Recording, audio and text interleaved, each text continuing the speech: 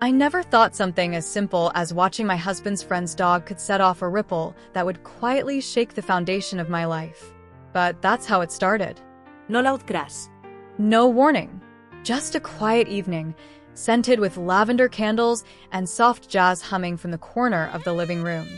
I had just finished wiping down the kitchen counter when Mark walked in, phone in hand, a look in his eyes like he was about to say something, but hadn't decided how. "Do you remember Tom?" He asked casually, as if it were a harmless lead-in. But I heard something different in his voice. A pause. A calculation. "Of course," I said, drying my hands on the towel by the oven. "Your old friend. He was at our wedding, wasn't he?" Mark nodded, glancing briefly at his screen. "He's going on a last-minute work trip and the pet sitter just canceled. Tom asked if we could watch Buddy for a few days, just until Monday night. I've never been a pet person, but I don't dislike animals either." Something in me softened. Tom had gone through a rough divorce a few years back.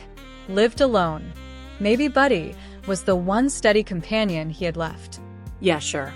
"I think I can manage," I said. Mark smiled, leaned in to kiss my forehead. "I knew you'd say yes. He'll bring Buddy over tomorrow morning." The next morning, I was still in my robe, nursing a cup of coffee, when the doorbell rang. Tom stood there, shirt slightly unbuttoned, hair tousled like he'd rushed over. Next to him was Buddy, a golden retriever with warm brown eyes and a tail wagging so fast it made me laugh. It was like he already knew me, like we were old friends. "Morning," Tom said with a smile I hadn't noticed in years. "Thanks for this. You have no idea how much I appreciate it." He dropped a huge duffel on the floor, filled with food, toys, and what looked like a 10-page care guide. "No worries. Just leave it all here," I replied. Tom nodded. His smile faded a bit, but in his eyes, I saw something I couldn't quite name, a deep exhaustion mixed with an odd sense of relief. As if leaving Buddy with me wasn't just a convenient favor, but something more necessary than he wanted to admit. "Hope you have a peaceful weekend. I've got to run, or I'll miss my flight." And just like that, the door closed behind him. Buddy circled around my feet, nudging his nose against my toes like a quiet introduction. I bent down and gently rubbed his head. I didn't know then that in just a few short days, I'd begin to question everything. Love. Marriage. And even myself. Movie camera, if you've ever felt lost in the middle of your own life, subscribe to this channel. Each episode holds a quiet moment, an untold truth, a reflection that just might touch something inside you. That evening, with the kitchen lights glowing and Buddy softly breathing at my feet, I received a text. Just one simple question. But it was the first pebble dropped into the still waters of my world. "Is Buddy being good? I know he's going to miss you. I know he's going to miss you." I read the message twice. 3 times. I couldn't tell if Tom had said it absent-mindedly, "Miss you," or if it was just a clumsy turn of phrase. But something about it felt unfamiliar. Not wrong, exactly. Just off. A flicker of something strange that brushed the edges of ordinary. Subtle, but enough to make something in me tighten, like a string struck in the wrong key. I replied simply, "He's been great. Super sweet, actually." Seconds later, the phone lit up again. His reply came fast, too fast. "That's a relief. I was just worried he'd get too attached. Truth is, I miss him already. I miss our late-night talks." I paused. Late-night talks? I knew Tom lived alone. I understood the bond you form with a creature when they're the only one listening. But still, there was something in that message. Something unsaid. Something between the lines. I didn't respond. Instead, I set the phone down and looked at Buddy, who was now curled up beside me, his head resting gently on my leg, breathing slow and steady. Peaceful. Warm. Unjudging. There was something oddly familiar in his gaze, like I wasn't just watching someone's dog, but holding a piece of someone's soul. Something deeply human, hidden in the silence. I didn't sleep well that night. I tossed and turned. Mark had fallen asleep early, his breathing calm and even, the way he always was, measured, steady, safe. But as I lay there listening to that steady rhythm, I felt a distance. Not because of Tom, but because I suddenly realized how long it had been since I had seen myself, really seen myself. I was Mark's wife, the mother of 2 nearly grown kids, the homemaker, the office worker, the dependable one. But who was I when I didn't belong to those roles? The next morning, I got up earlier than usual, made coffee, took Buddy for a walk. The early sun was soft and golden, but something inside me felt hollow, restless. My phone buzzed in my pocket. A new message from Tom. "Can I call you for a minute? Just one." I stared at the screen for a long time, and finally I typed back, Sure. I sat down on the couch. Buddy curled up beside me, tilting his head slightly as the phone began to ring. A part of me wanted to ignore it. Another part needed to know what was making my heart race like this. "Hello." "Hey." Tom's voice filled my ear, low, slightly rough from lack of sleep, but unmistakably clear. Warm. Unfamiliar. I tried to keep my tone light. "You're calling pretty early." I thought maybe something was wrong. He exhaled. Not laughing, not rushed. No. "Nothing's wrong. I wanted to hear your voice." My hand tightened around the phone.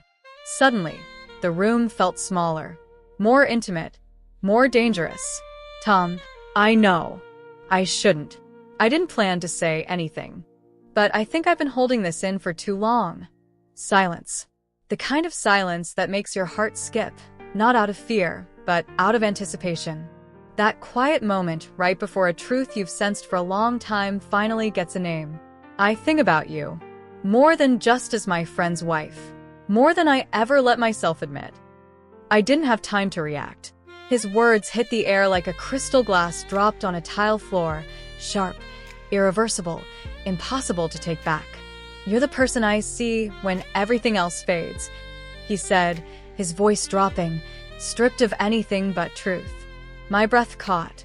Every rule, every boundary I'd ever lived by came flooding in, telling me this was wrong, telling me this line should not be crossed. But instead of saying no, I heard myself ask, "How long have you felt this way?" A pause. Then slowly, he answered, "Longer than I should have." I hung up after that, but I wasn't the same woman I had been 10 minutes earlier. Something had been touched, woken up, given wings. Not because of Tom, but because of the way he said it. And because in that moment, I realized something quietly devastating. I hadn't felt seen in a very, very long time. I hadn't felt chosen. The next morning, I couldn't look Mark in the eye as I handed him his coffee. I hadn't done anything wrong, but inside me, something had started, and there was no going back to where I began. Mark sat across from me at the breakfast table, newspaper in hand, coffee steaming, white dress shirt half-buttoned like every other morning. But today, I looked at him longer than usual. For the first time in years, I really looked, not the kind of glance you give someone out of habit, but the kind where you try to remember what you used to see. It felt like staring at an old painting that's hung on the wall for a decade. So familiar, you've stopped truly noticing it. Mark. The man who used to make me laugh so hard I cried with one silly joke. The man who got down on one knee in the rain to propose because he couldn't wait for it to stop.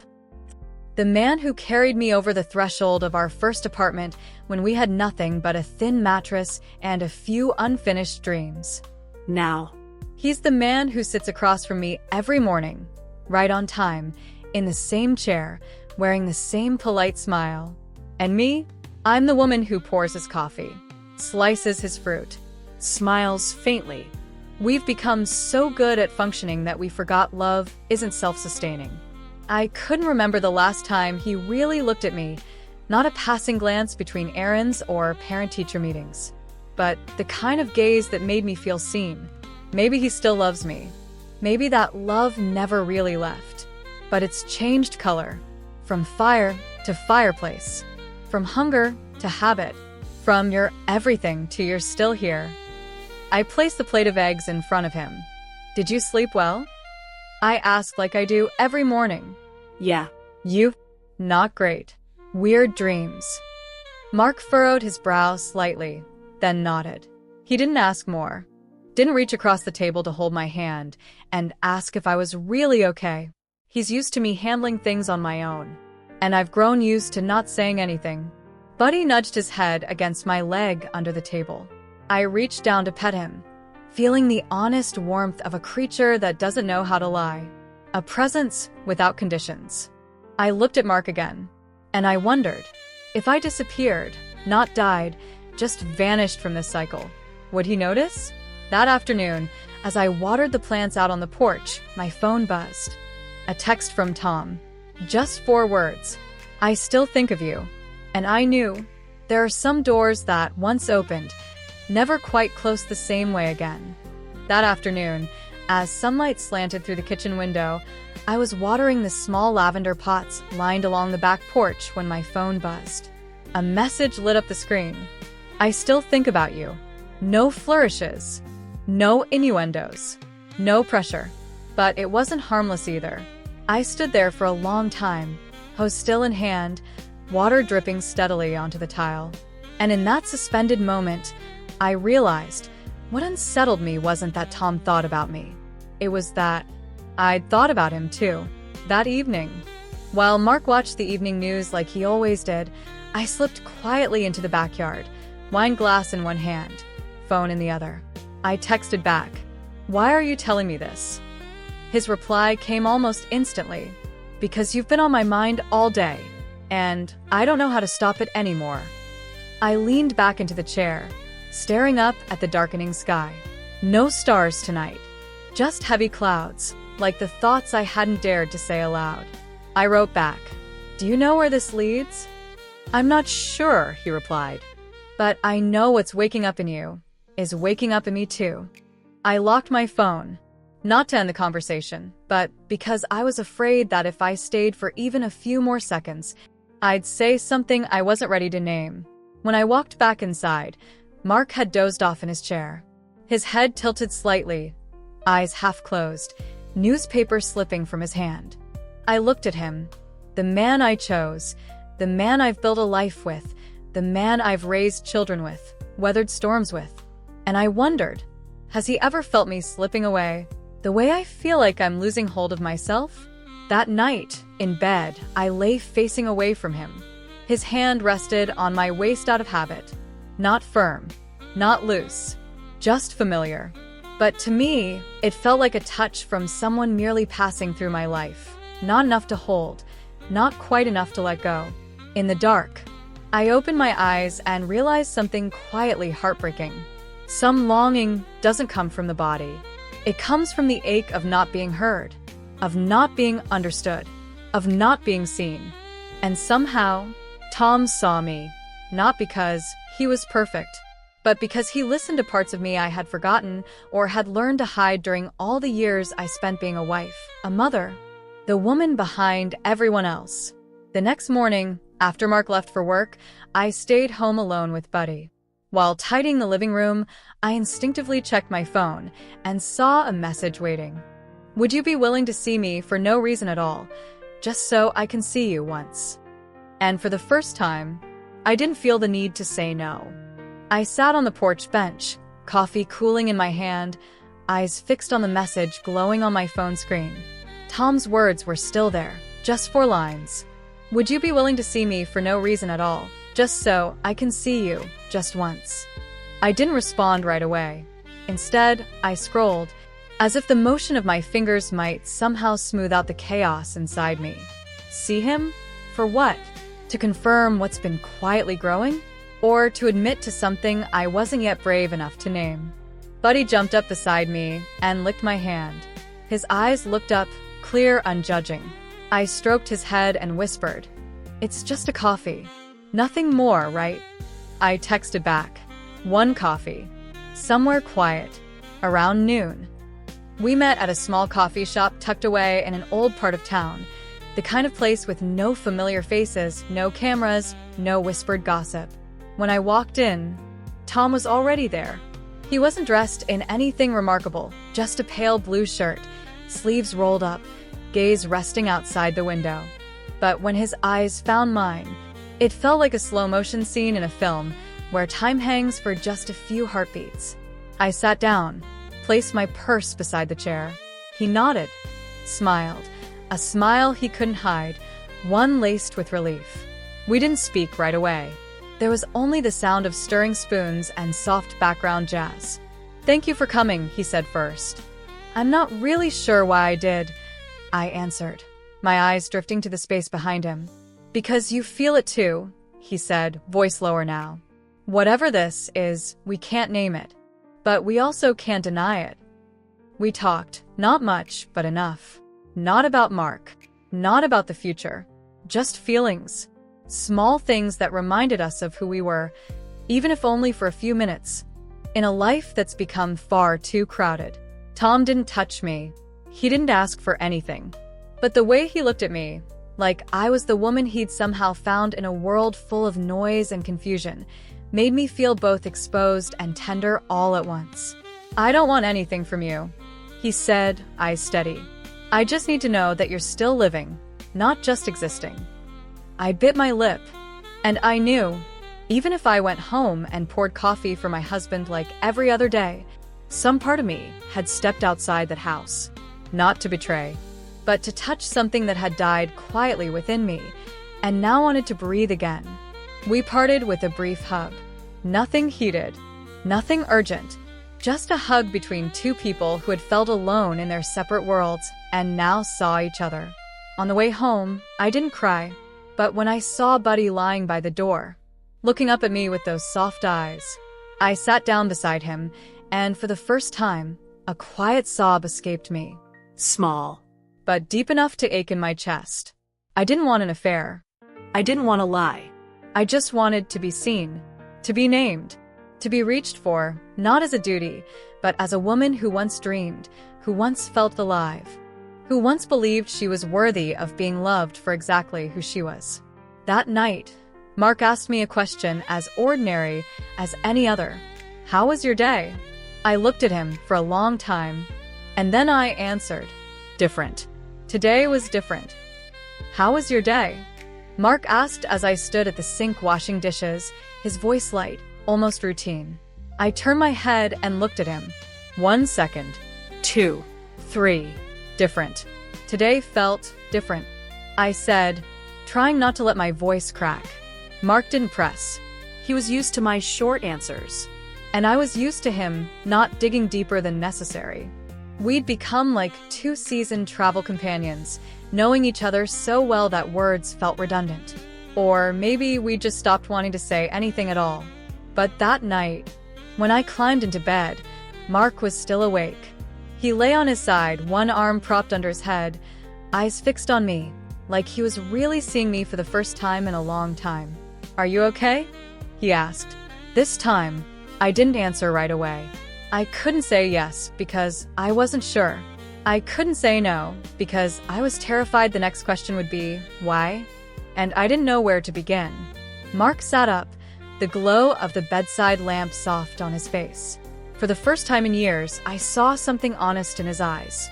Concern. Real concern. "Something's changed," he said quietly. "Not just today. Lately." I sat up too, my hands clenched over the blanket. "Do you ever feel tired?" I asked, my voice barely audible. "Tired how?" "Tired of doing everything right and still not feeling alive." He was silent. I kept going, not looking at him, just staring down at my hands. "It's not that I don't love you. That's not what I'm saying. I just can't remember the last time we really saw each other. Not in the kitchen. Not at the dinner table. But actually saw as two people." I looked up. "Do you even remember the last time we looked at each other for more than 10 seconds? Mark exhaled, slow and heavy. He didn't argue. And in his eyes, I saw something breaking. Not our love, but the illusion that everything was still intact. "Is there someone else?" he asked. My heart clenched. I wasn't surprised by the question, but I hated that I couldn't give him a clean, instant no. "No," I said, then slowly added, "Not in the way you think." Mark nodded, a small, quiet nod, but he understood. I knew he did. "Do you think we can fix this?" he asked. No anger. No blame. Just an honest question. And I cried. Not from guilt, but because the question came later than I had hoped. Still, it came. "I don't know," I whispered. "I just know I need to find myself first. Because if I don't, I'll keep living as a shadow in this house." That night, we lay side by side. No touch. No backs turned. Just two people sharing the space between the questions we weren't yet ready to answer. The silence we weren't ready to break. But I knew that conversation was the first time in years we started talking about what truly mattered. The next morning, I left a note on the kitchen table. "I'm taking Buddy for a walk, but I might need more than one walk. I need a morning just for me." I grabbed my phone, slipped out the door, and stepped into the wide, open world, as if I was finally walking toward the version of me I'd forgotten how to be. I stepped out of the house before the city had fully woken up. The early light filtered gently through trees still damp with dew. Buddy trotted ahead, occasionally glancing back at me as if to ask, "Where are we going?" I didn't know. I didn't have a destination. Only a need. A need to get away from the familiar walls, the spotless kitchen counters, the well-worn bedsheets, where I had slept for years, but no longer felt like myself when I lay down. We wandered toward the West Side Park. It was still early, still quiet, just a few elderly folks stretching, a couple of kids biking with their parents. I sat down on a stone bench near the lake. Buddy curled up at my feet. I unhooked his leash, and he stretched out like he understood. Today, I needed silence. I pulled out my phone, not to check messages from Tom, but to scroll through old photos. Photos of me, before I was a wife, before I was a mother, before I became a woman living by responsibility instead of passion. There was one picture I had taken at 27. Messy hair, bright eyes, a wide smile, not because someone told me to smile, but because I was happy, because I still dreamed, because I still dared. I stared at that photo for a long time, and then I cried, not loudly, just tears falling quietly, like a faucet slowly turned on after being shut tight for too long. I miss myself. I miss the way I used to laugh for no reason. I miss sitting alone in a quiet cafe, scribbling down thoughts in a journal no one would ever read, just to make sense of what I felt. I missed being wild, being messy, being wrong, but alive. An older woman sat down on the bench beside me. She was holding a warm cup of tea and smiling gently. "Your dog is adorable," she said. I nodded, wiping my tears quickly. "Are you okay?" she asked, gently but directly. I turned to her with a faint smile. "I'm not sure, but this morning is the first time in a long while that I've spent just for myself. And it feels stranger than I expected." She nodded knowingly. "I lost my husband when I was 49. We were together for 25 years. And I realized I knew so much about him, but very little about myself." I clenched my hands slightly. "I'm afraid if I start facing that truth, everything else will fall apart." She smiled, bittersweet. "No, darling. That's not when things fall apart. That's when they finally begin, when you have the courage to look at yourself again." I left the park close to noon. Something inside me had shifted, not loudly, not dramatically, but undeniably. Mark wasn't home yet. My note still sat on the table where I'd left it. I unhooked Buddy's leash, brewed myself a cup of tea, and sat down to write. Not to anyone. Just to remember. To remember that I had this morning. A morning where I chose me. That evening, Tom texted, "I don't know where you are in your heart right now, but if you ever need someone to listen, just listen. I'm still here." I looked at the message. Then I closed my phone. I didn't reply. Maybe I won't, because tonight, I want to try listening to myself first. I sat in the bedroom, the window slightly cracked, letting in the breeze of the night. Everything was quiet. Outside, Buddy was already asleep. And for the first time in years, so was the storm inside me. Tom's message still sat unopened on my phone. "I don't know where you are in your heart right now, but if you ever need someone to listen, just listen. I'm here." I read it again. And again. Then I closed my phone and set it down. Not because I didn't need someone to listen, but because finally, I was beginning to learn how to listen to myself. That night, Mark came home late. He set his bag down and said nothing. I watched him, really watched him, as if seeing an old friend I'd once been close to but had somehow lost along the way. "Where were you all day?" he asked. There was no accusation in his voice, just a quiet attempt to understand. "I went to find myself," I said. Simple. Honest. More honest than I'd been in years. Mark said nothing. His eyes weren't guarded, not suspicious. They were just tired. And maybe, somewhere beneath that, sad. "You've changed," he whispered. "No, Mark," I replied, shaking my head. "I'm not changing. I'm just becoming myself again. The woman we both forgot existed." We didn't say much more. But for the first time, the silence between us didn't feel like a wall. It felt like a space. A quiet, open space where maybe, just maybe, something new could begin if we chose to start again. Not out of duty, not because we had to, but because we wanted to. Truly. I moved closer and sat beside him. "Mark," I said, "if we really want this, we have to relearn how to see each other. Not as roles, not as obligations, but as two people. Just people. Living, hurting, hoping." He nodded. He didn't speak. But I saw it in his eyes. That fragile glimmer. He was still here.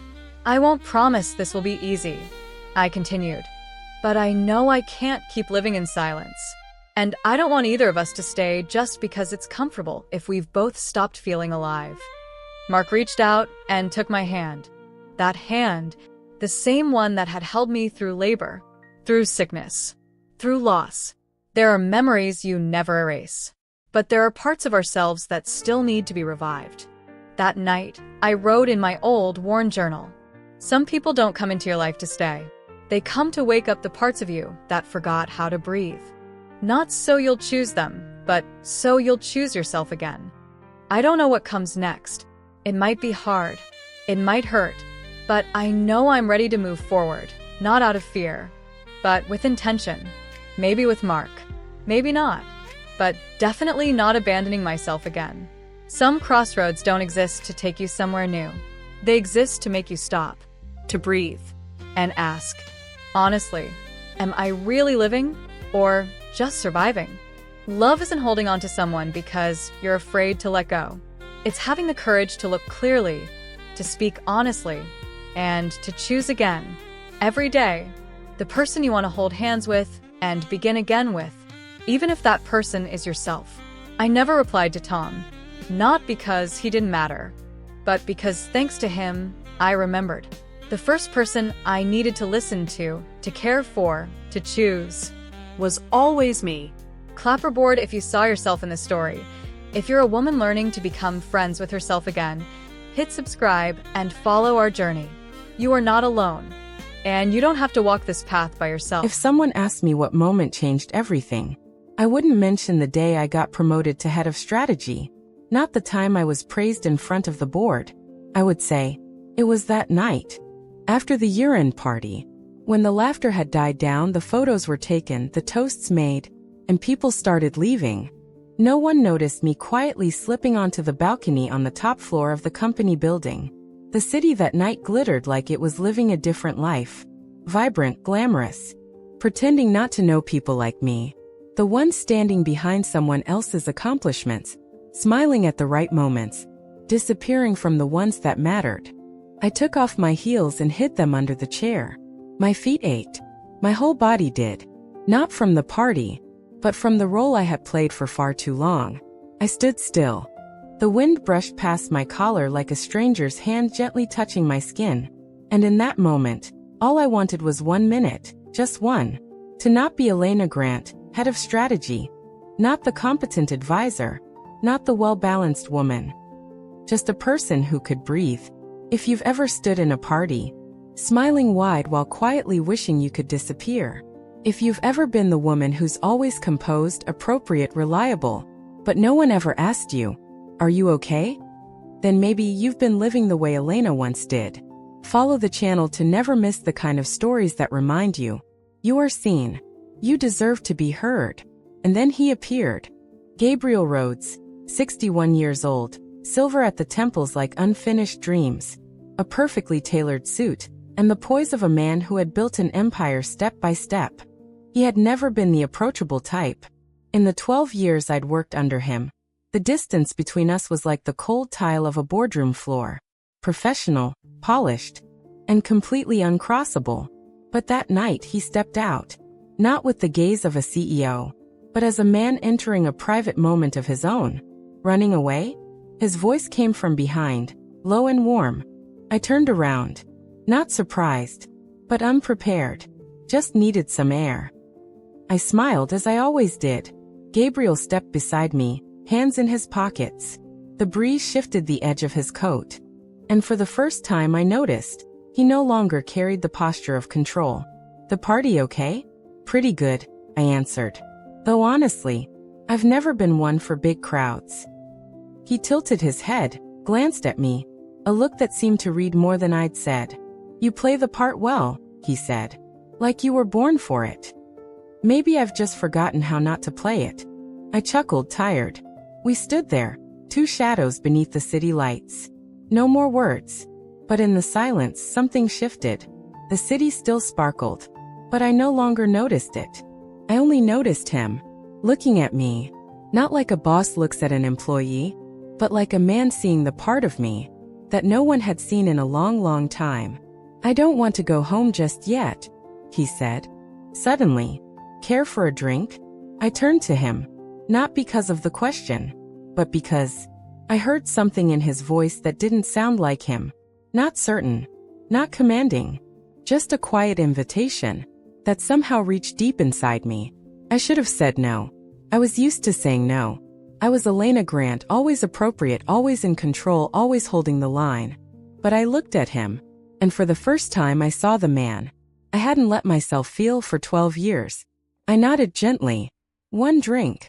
There are nights that you expect to pass like any other. But then one glance, one invitation, one nod. And you know, life just shifted course. Silently, but irrevocably. We left the company building like two people quietly slipping out of character. Neither of us said a word. Gabriel walked beside me with steady strides, not fast, not slow, as if he was setting the rhythm for both of us. The city at night no longer shimmered like it did from the balcony view. It appeared more honest now. The streets damp with mist, headlights streaking across puddles like broken reflections, and the distant honking of cars echoing like the weary breath of a collective dream. Gabriel turned into a narrow alley tucked between two old brick buildings. A faint neon glow rippled across a patch of standing rainwater, turning the alley into something out of a noir film. And at the far end was a black wooden door.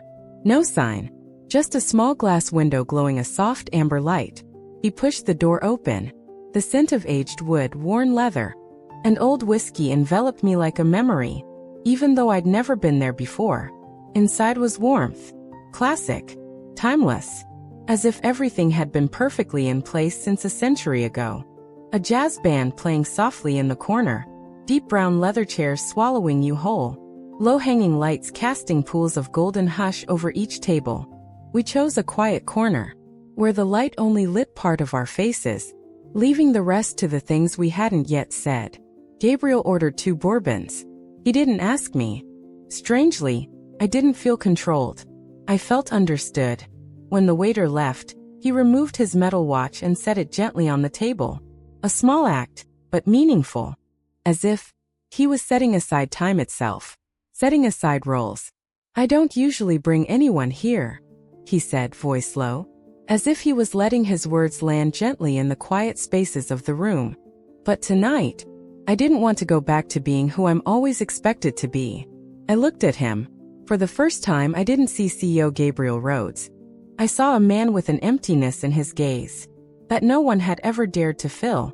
I've watched you for years, Elena, he said. Professional. Always capable. But I've always wondered, beneath it all, who are you really? I smiled softly, but I didn't deny it. Maybe I've forgotten to. Or maybe you've just hidden it for too long. The bourbon arrived, amber glinting in the low light. I took a sip, bitter heat spreading across my tongue and warming my chest. For the first time in a long while, I felt like I was in a space where I didn't have to guard myself. Have you ever imagined what it would be like if you'd chosen a different path?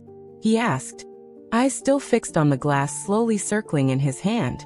A life without the schedule, the expectations? I leaned back, eyes drawn to the reflection of light on the bar counter. I have. But I got used to doing what's right. The right path, the right pace, the right people. I used to believe that if I stayed right long enough, eventually it would feel right. I turned to him. Gabriel was watching me, not speaking, just looking deeply, quietly, as if he was hearing the things I had never said out loud, even to myself. You always seemed strong enough not to need anything more. No one's strong enough not to need to be seen, I replied, softer than I expected. We went quiet. Then, his hand moved toward mine, a gentle brush against the back of my hand, like a silent question. I didn't pull away. No movie soundtrack. No camera flash. Just a single touch. But it was enough to shatter the air around me into quiet fragments. Elena, he said, eyes still steady on mine. Maybe we've waited too long for this moment. I wanted to respond, but I didn't know how, because something had just awakened inside me.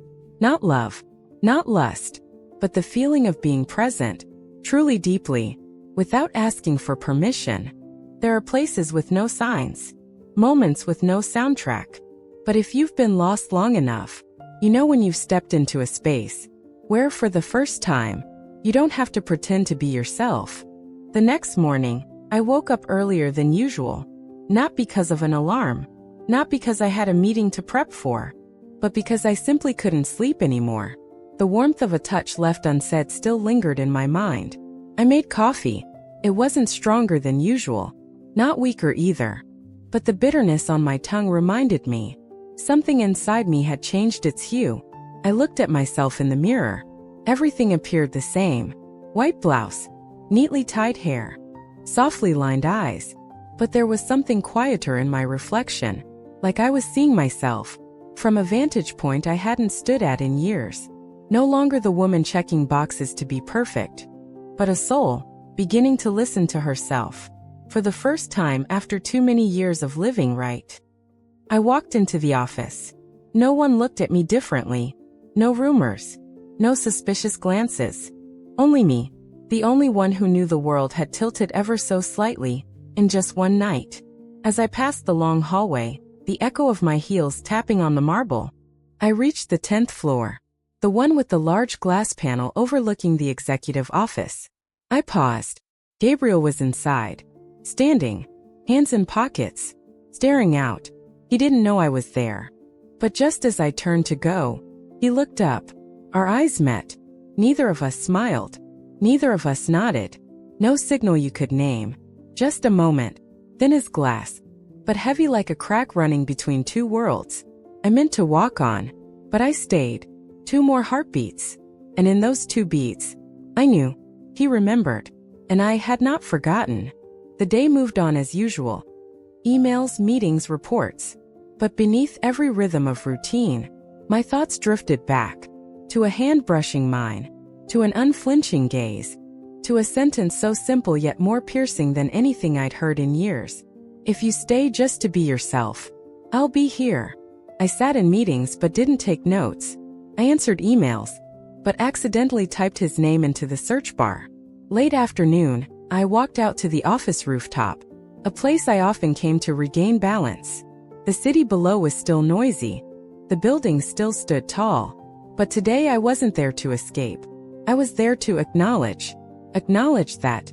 I missed that gaze. I missed that unspoken question. I missed that fleeting moment when I was no longer Elena by schedule, but Elena, the woman who once knew desire and had just remembered how that felt. And then, I heard the rooftop door open behind me. I didn't need to turn. I already knew.